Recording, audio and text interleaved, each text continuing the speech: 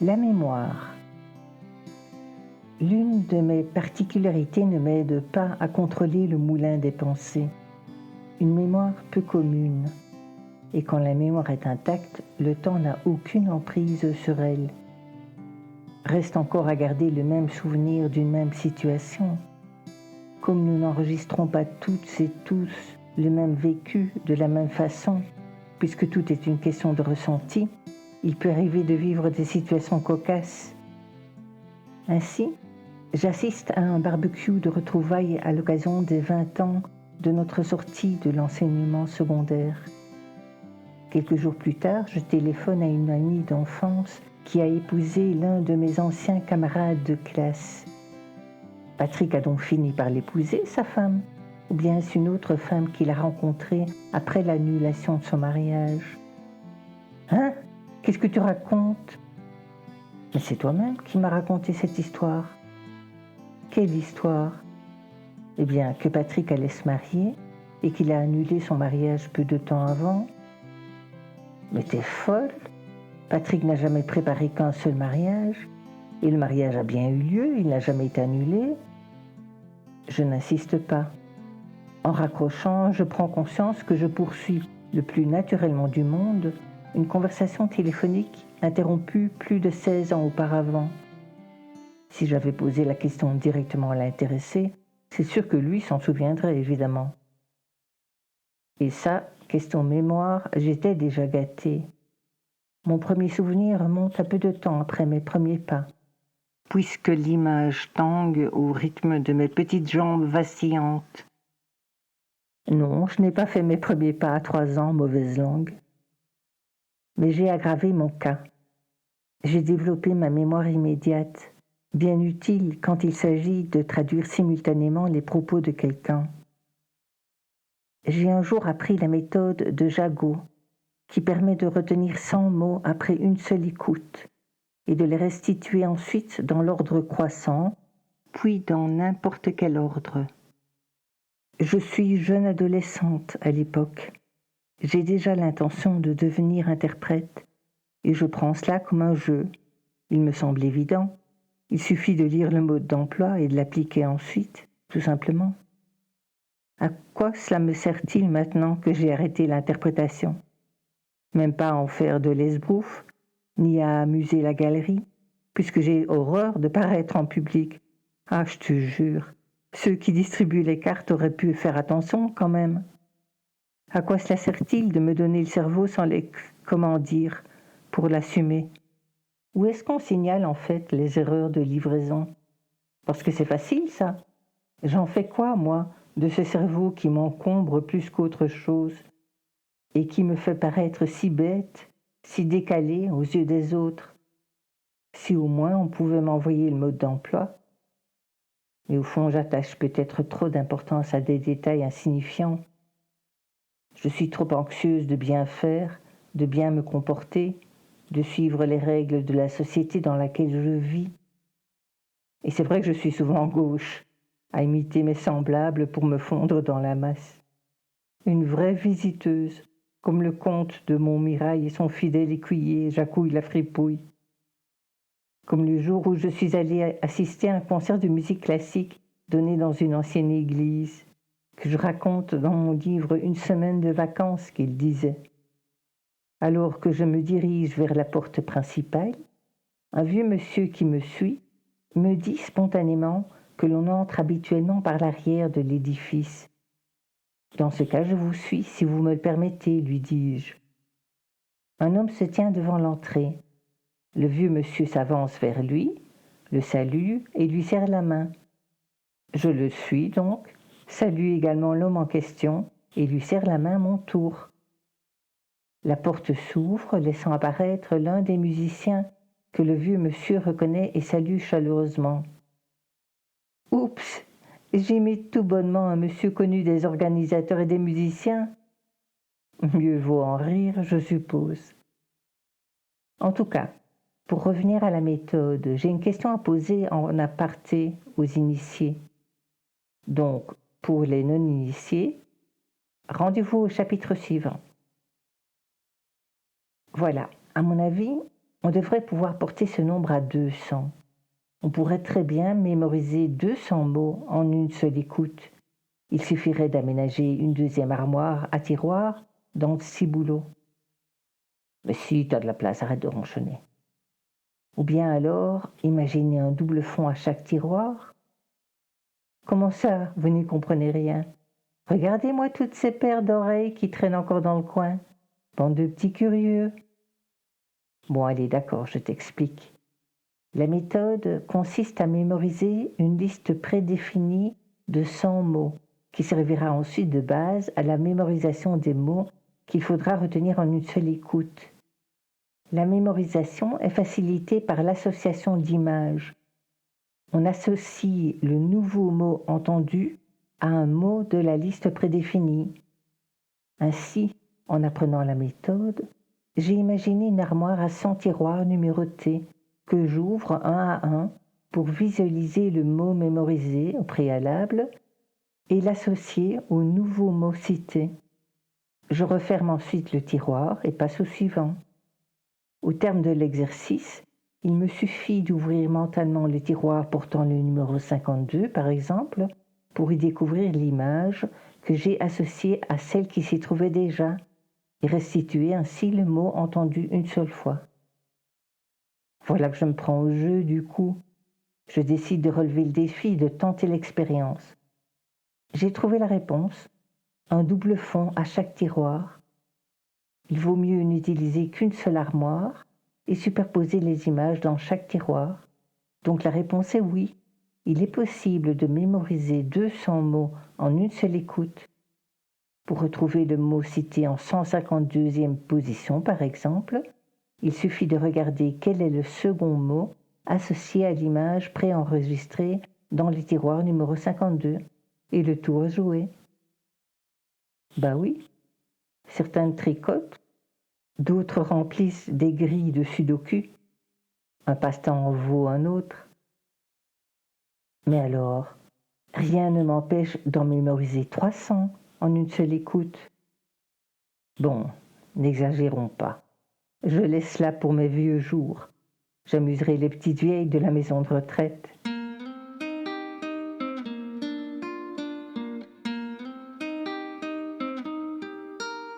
Toute chose concourt au bien.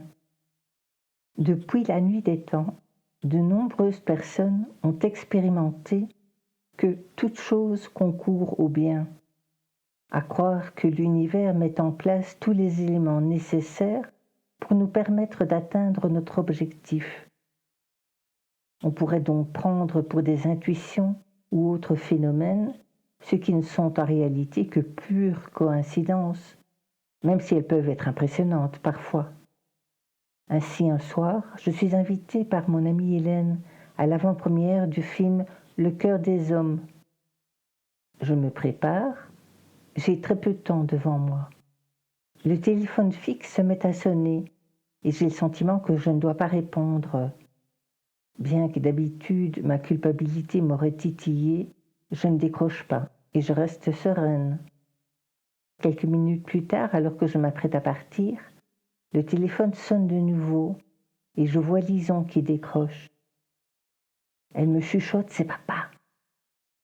Je m'improvise agent de piste et mouline des bras pour lui signifier mon refus de prendre l'appel.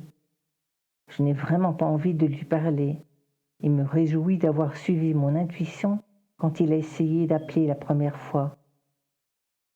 Alors que je suis dans la rue, je me mets à courir en stressant, pensant que je vais être en retard au rendez-vous fixé par Hélène. Ma petite voix me souffle. Pas de stress, vous allez arriver toutes les deux au même moment à la porte de Namur. Et de fait, au moment où je descends du bus dans un sens, je vois le 71 arriver dans l'autre sens et reconnais mon ami qui s'apprête à en descendre. À la fin du film, le réalisateur vient sur scène accompagné de 2 acteurs. La salle pose des questions. J'ai envie de remercier le réalisateur car je me suis sentie bien en regardant ce film. Il a fait surgir différentes émotions en évoquant des scènes courantes de la vie. Je prépare mentalement mon laïus.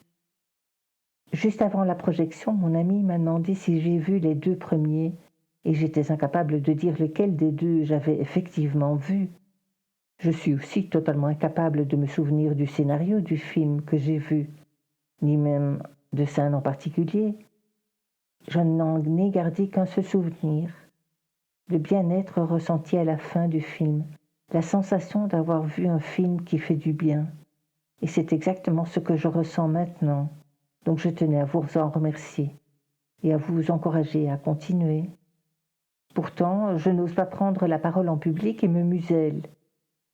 Au moment où nous descendons les escaliers pour quitter la salle, je suis tentée de faire comme beaucoup d'autres, aller trouver le réalisateur et les acteurs sur la scène, mais je renonce à m'agglutiner à la masse. Je me détourne d'elle pour suivre la foule qui quitte la salle. Et qui est-ce que je vois à mes côtés? Le réalisateur qui descend les marches tout simplement à côté de moi. Je détourne les yeux, incrédule, le regarde une deuxième fois pour être sûr de ne pas me tromper. Mon regard descend vers sa main, qui porte bel et bien le sachet de chocolat offert par la présentatrice. Je détourne une nouvelle fois le regard, dépité, me projetant dans le futur où je me morigerai. Et dire qu'il était à tes côtés et que tu ne lui as pas adressé tes remerciements comme tu le souhaitais. Alors là, j'ai renversé le cours des choses et je l'ai abordé. Il m'a écouté tout en marchant. Quand nous sommes arrivés en bas des marches, il s'est arrêté, m'a souri et m'a remercié de ce que je lui avais dit. Si ce n'est pas l'effet du heureux hasard, je ne sais pas ce que c'est, j'ai écrit à Taïane. Enfin, tu écoutes ta petite voix, me répond-elle. Magnifique. Elle est là pour t'aider, c'est ton guide. Elle voit plus loin et plus haut. Elle peut donc t'avertir de ce qui vient. Ce qui est formidable, c'est que même lorsque tu doutes de toi, que tu n'oses pas faire le premier pas, les choses se mettent en place toutes seules et viennent jusqu'à toi. Service à domicile. Waouh, tu bénis. Pourtant, les doutes sont encore bien présents, je lui réponds. J'ai lu un passage du pouvoir du moment présent. Il parle du rôle de notre mental et de notre moi qui doit réussir à observer ce mental, notre ego, pour le déjouer. Peut-être ai-je eu un comportement complètement ridicule dans ma volonté de parler au réalisateur. Et si c'était mon ego qui m'avait poussé à aller lui parler, j'ai peut-être suivi la mauvaise voie. Il m'a remercié de lui avoir dit ça.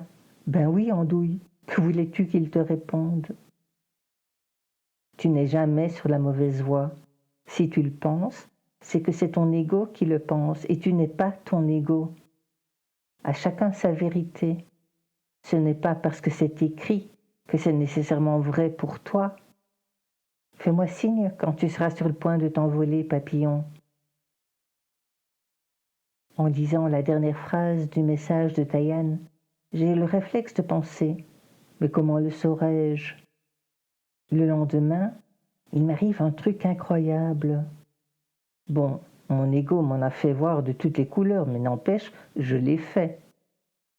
Nous sommes peu nombreuses au cours de yoga, surtout des débutantes. Nous sommes à peine installés que la prof reçoit un appel urgent. Elle doit aller rechercher son enfant à l'école.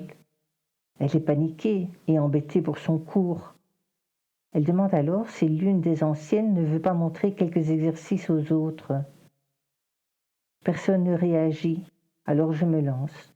Je propose de faire une séance de do-in. Elle est soulagée et nous quitte au pas de course.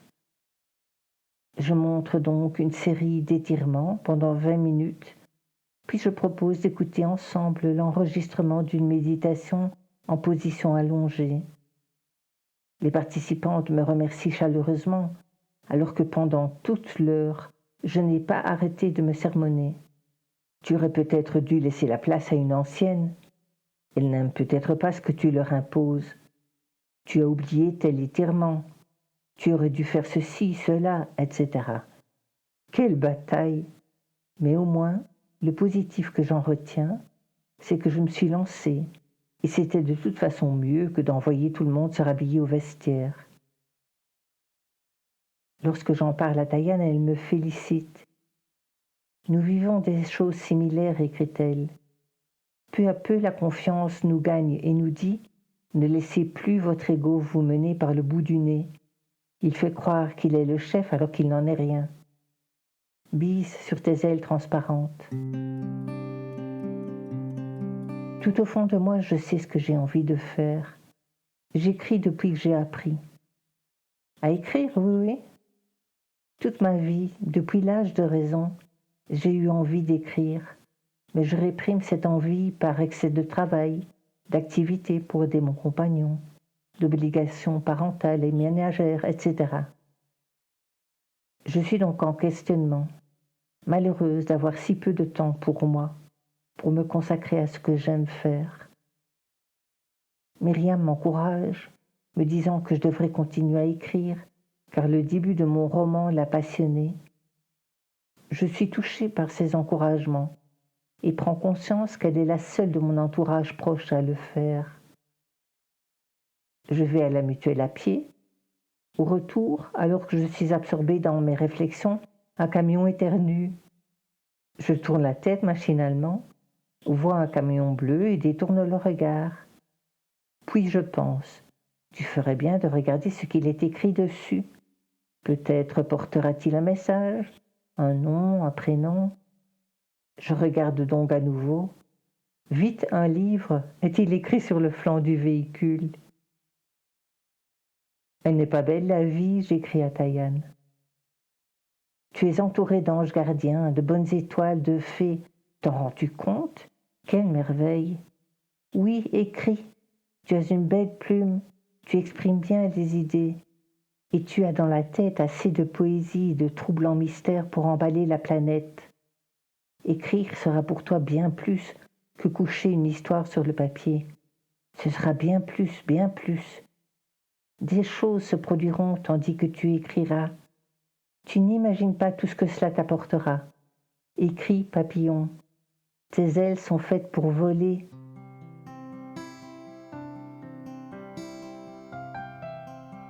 So deep in my soul lights a flame. It's called hope and no one can blow it out. This light I will share with you all. It's my love that can make you do the same. You know that's not just in some of us. You too have a flame in you, 'cause light's in everybody. If you let your light shine, you'll see people all around you will do the same. Love is our life's legacy. Do not doubt, just look at what I became. You know that's not just in some of us. You do have a flame inside you. So if we can trust one another, trust me, love is the greatest gift ever. So why don't you all shine with me? Shed your light all around you and you'll see. You know light's not just in some of us, 'cause light is in everybody. You too have a flame inside you, 'cause love is for everybody. So deep in my young soul lights a flame. It's called hope and nothing. No one can blow it out. And if you can trust me, you'll see love is a gift. You'll see light is a gift.